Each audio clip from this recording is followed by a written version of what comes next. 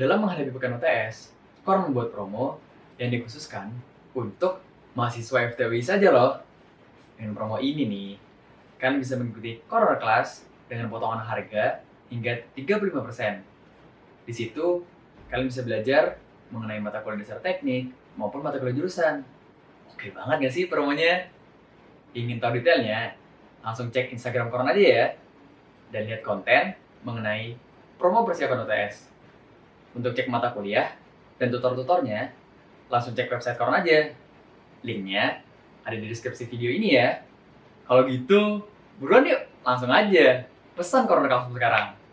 Oke, halo teman-teman semua. Ketemu lagi sama gua, Beatus F. Putra. Gua dari Teknik Elektro UI 2018. Berjumpa lagi di pembahasan soal diktat fisika listrik yang dibuat oleh BMFT UI. Sekali lagi mengingatkan video ini merupakan kolaborasi antara BMFT UI dan juga Cornerning. Cornerning adalah platform untuk kita belajar bersama secara kolaborasi gitu ya, dan juga Cornerling ini akan memfasilitasi kalian dengan tutor-tutor yang kece-kece gitu. Gue sendiri salah satu tutor di co-learning, jadi gue termasuk kece juga, asik. Jadi di sini gue ngajar rangkaian listrik gitu ya, tapi di sini kita bakal bahasnya fisika listrik. Not so different, tapi ya oke lah, kita bakal bahas sama-sama terkait fisika listriknya. Di sini kita bakal bahas nomor 2, ada rangkaian arus bolak-balik listrik AC pada rangkaian RC yang seri, ada rangkaiannya tuh ya. Nah, kalau dilihat-lihat nih, sebenarnya rangkaiannya nih sederhana ya. Semoga jawabannya sesederhana rangkaiannya gitu ya. Nggak kayak soal nomor 1 mungkin agak panjang, kayaknya ini lebih sederhana. Kita lihat aja. Jadi di sini ada rangkaian RC yang ditanya adalah nilai omega 0 dalam C dan R, dan juga mencari nilai R dan C. Jadi sini bisa gue bilang materi yang harus kalian pahami itu adalah materi di bab 25 dan juga bab 30 gitu ya. Bab 30 dari buku Fundamental of Physics keluaran Halliday. Di sini gue pakai edisi 9. Bab 25 itu adalah tentang kapasitansi gitu ya, tentang kapasitor. Lalu di bab 30 itu adalah tentang inductance, tentang induktor. Nah, kok ada induktansi di sini? Orang di sini cuma C sama R. Memang ya teman-teman ya. Jadi ini sebenarnya bab 25 doang, tapi di sini gua tulis bab 30 juga supaya kalian lebih prepare lagi. Karena biasanya antara kapasitansi dan induktansi itu nempel ya. Jadi ada C dan L. Dan gue nggak mau karena kalian nonton video ini kalian belajarnya kapasitansi doang gitu ya. Tapi untuk membahas soal ini sebenarnya kalian cuma butuh materi dari bab 25. Jadi bonus kalian harus belajar bab 30 juga. Nah, oke. Jadi bagaimanakah step pengerjaannya ya? Step pengerjaannya sebenarnya soal ini simple. Yang pertama, kalian hanya perlu mencari XC atau hambatan mengganti kapasitor. Dan yang kedua, kalian mencari Z atau impedansi total dari rangkaian. Nah, oke. Untuk mencari XC, apakah rumus XC? Kalau di buku, kalian bisa mendapatkan rumus XC. XC itu adalah 1/J omega C. Ada komponen imajiner ya di sini ya. Omega itu adalah frekuensi sudut, dan C itu adalah kapasitansi dalam farad satuannya biasanya. Nah, untuk Z gimana? Nah, untuk Z caranya mencari hambatan pengganti Z ya gampang aja, kita lihat aja rangkaiannya. Rangkaiannya seri gitu kan. Karena rangkaiannya seri, kita bisa menggunakan rumus Z itu sama dengan R ditambah sama hambatan pengganti C atau 1/J omega C. Karena seri ya, jadi tinggal kalian jumlahkan. Di sini kita lihat ada penjumlahan antara bilangan real dengan bilangan imajiner. Kalau kita lihat sekilas ini sebenarnya kan bisa kita buat R dikurang J per omega C. J-nya bisa naik, terus positifnya jadi negatif. Kita lihat sebenarnya ini adalah bentuk bilangan kompleks ya. Setuju ya teman-teman ya? Karena bilangan kompleks, misalkan gue punya C itu nilainya misalkan adalah A plus JB. Ini bilangan kompleks terdiri dari bilangan real dan imajiner. Kalau gue mau mencari magnitude dari C, maka gue menggunakan rumus kuadrat yang ditambahin dengan kuadrat lalu diakar gitu ya. Jadi A kuadrat ditambah B kuadrat. Atau kalau misalkan kita punya C sama dengan A minus CB, kita juga bisa mencari magnitude C dengan cara akar A kuadrat ditambah minus B pangkat 2. Nah, Sebenarnya rumus kiri dan kanan kelihatannya beda, tapi sebenarnya hasilnya sama ya, karena minus dikuadratin hasilnya positif juga. Artinya kalau kita punya bilangan kompleksnya positif ataupun negatif, magnitude-nya bakal sama, gitu. Oke, kita langsung bahas aja ke soalnya. Oke, di sini oke, A sama B masih nempel ya, kita pisahkan dulu dia biar kita fokus membahasnya satu satu poinnya ya, kita bahas satu-satu. Bagaimana cara mengerjakannya? Jadi dia minta nilai omega 0 dalam C dan R jika impedansi Z-nya sekian. Jadi dia punya Z di situ. Dan kita harus mencari nilai si omega 0-nya ini. Caranya gimana? Oke. Di sini kita lihat di persoalannya di Z-nya nggak ada komponen J. Artinya bisa kita simpulkan dia udah dimagnitudekan. Di sini artinya kita harus udah mencari Z-nya dulu. Magnitude dari Z itu adalah akar R kuadrat ditambah 1/omega C yang dikuadratkan. Udah nih, kita udah punya persamaan ini, kita tinggal samakan kiri dan kanan. Gampang banget. Ya udah, misalkan yang sebelah kiri ini gue warnain hijau ya. Jadi kan tadi kan gue tulis aja Z yang sebelah situ yang gue buat tadi itu nilainya akan sama dengan Z yang sebelah sini. Gitu ya. Ini gue copy aja nih. Set. Nilainya akan sama dengan nilainya akan sama dengan itu. Nah, Z yang gua hitung tadi, itu tadi kan nilainya kan akar R kuadrat gitu kan, ditambah 1/omega kuadrat C kuadrat. Udah gua kuadratin ya, udah gue kuadratin, nilainya akan sama dengan itu. Oke, setelah itu kita lihat di sebelah kanan R-nya ada di luar. Bagaimana cara mengeluarkan R? Artinya di dalam akarnya R-nya itu dua-duanya harus kuadrat. Maksudnya gimana? Artinya kita buatlah kayak gini. Jadi kalau kita buat, mana tadi kursornya? Jadi kalau gue buat akar, di sini gue tulislah R kuadrat, buka kurung, 1 plus 1/omega kuadrat C kuadrat R kuadrat. Lihat ya, R kuadratnya udah di dalam sini, perkalian sendiri. Ketika kita kalikan ke dalam, hasilnya yang atas. Sama aja. Dan hasilnya ini, itu harus sama dengan yang sebelah kanan. Oke, sekarang tinggal kita keluarkan aja deh R-nya. Artinya nilainya tinggal R akar gitu ya, 1 plus 1/omega kuadrat R kuadrat C kuadrat. Ini hasilnya akan sama dengan yang sebelah kanan. Udah sama atau belum kiri sama kanan? Udah sama. R-nya udah sama-sama di luar. Terus di dalamnya akar 1 ditambah bla bla bla gitu kan. Terus omega kuadratnya juga udah di bawah. Artinya omega 0 udah kita pastikan lihat bentuknya. Maka omega 0 itu nilainya akan sama dengan, lihat omega 0 kuadrat ya. Nilainya akan sama dengan 1/R kuadrat C kuadrat. Atau omega 0 nilainya adalah 1/RC. Gak perlu pakai plus minus, kenapa? Karena frekuensi pasti nilainya positif gitu ya. Jadi nggak usah kita pikirin plus minusnya. Oke, udah deh, jadi omega 0 dalam R dan C cuman kayak gitu. Gampang ya, cepet. Lanjut kita ke soal yang B.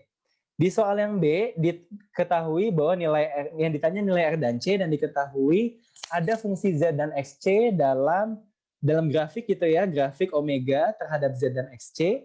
Lalu diketahui kalau limit omega menuju 0, Z sama dengan 500 ohm. Oke, sebenarnya kalau kita lihat di sini ada sesuatu yang janggal. Mengapa? Karena ketika omega menuju 0, omega yang bawah, omega menuju 0, apa yang terjadi dengan Z? Apakah Z mendekati 500? Tidak. Enggak, malah Z-nya malah ke atas gitu kan. Tapi Z mendekati 500 ketika omeganya itu menuju tak hingga, setuju nggak? Ketika menuju tak hingga dia makin mendekati 500 sampai dia kayak nempel 500 atau bisa kita anggap 500. Itulah yang kita sebut sebagai limit Z menuju tak hingga dari omega menuju tak hingga dari Z sama dengan 500 ohm. Jadi gue pastikan yang ini salah ya. Seharusnya ini limit omega menuju tak hingga gitu ya. Ini lebih tepat. Kenapa gue bisa yakin? Karena ingat, rumus dari magnitude Z, ada yang masih ingat nggak? Magnitude Z tadi rumusnya adalah akar R kuadrat ditambah 1 omega kuadrat C kuadrat. Apa yang akan terjadi teman-teman ketika omeganya ini tahingga, menuju tahingga? Kita masukkan ya omeganya ke sana tahingga, artinya kalau kita buat nanti nilai Z itu akan sama dengan akar R kuadrat ditambah 1/tahingga. 1/tahingga itu adalah 0. Gitu ya. Ingat 1/tahingga sama dengan 0, artinya nanti nilai Z itu akan sama dengan R doang deh. Artinya di sini kita bisa simpulkan kalau nilai R itu adalah 500 ohm. Selesai, dapat nilai R. Sekarang bagaimanakah mencari nilai C, Kak? Oke, untuk mencari nilai C, kita ambil salah satu titik yang ada di grafik, gitu ya. Kita ambil titik yang kelihatannya itu jelas gitu ya. Misalkan kalau gua ngambil titik yang di sebelah sini. Di sebelah sini. Oke, ini titik berapa sih kalau gua nggak salah baca ya, kayaknya ya. Ini ketika omeganya itu 75, karena ini 0 sampai 300 artinya ini 50-50 ya, 50-50. Lalu Z-nya itu ada di sekitar angka 600. Ini naik 100, ini 500, 600 gitu ya. Ini kan 50, ini 100. Artinya di tengah sini ya. Jadi ini 75,600. Oke. Jadi kita buatlah kasusnya di sebelah sini. Kita kotakin aja ya biar sorry. Set. Oke. Sekarang kita buat kasusnya itu ketika si Z-nya itu nilainya 600, itu omeganya nilainya adalah 75. Dari sini R-nya kita udah punya ya. R-nya berapa? R-nya ya 500. Karena R mau di omega berapapun, R nggak bakal berubah. Karena nilai R tidak berpengaruh terhadap omega. Beda sama induktor dan kapasitor. Nah, ya udah deh, sekarang kita pakai lagi rumus yang ini. Yang tadi udah kita hitung bersama. Ini kita ambil. Oke ya. Ini kita ambil. Oke, ini gua males nulis lagi. Set. Oke, Z-nya nilainya berapa? Z-nya nilainya adalah, gue pakai hitam. Z-nya nilainya tadi adalah 600. 600 kuadrat ya. Ini kan akarnya udah gue pindahin ceritanya. Artinya 600 kuadrat sama dengan R kuadrat. R kuadrat itu nilainya adalah 500 kuadrat. Oke, ditambah 1 per omega kuadrat. Omega kuadrat artinya nilainya adalah 75 kuadrat dikali sama C kuadrat. Ya udah, 600 kuadrat nilainya ya 36.000. 36.000. 360.000 ya. 36 tambah 0-nya 4 dikurang sama 250.000 sama dengan 1/75 kuadrat. 75 kuadrat itu adalah, coba gue pakai kalkulator dulu ya. Ini gue ceritanya lagi buka kalkulator tapi kan nggak bisa lihat ya.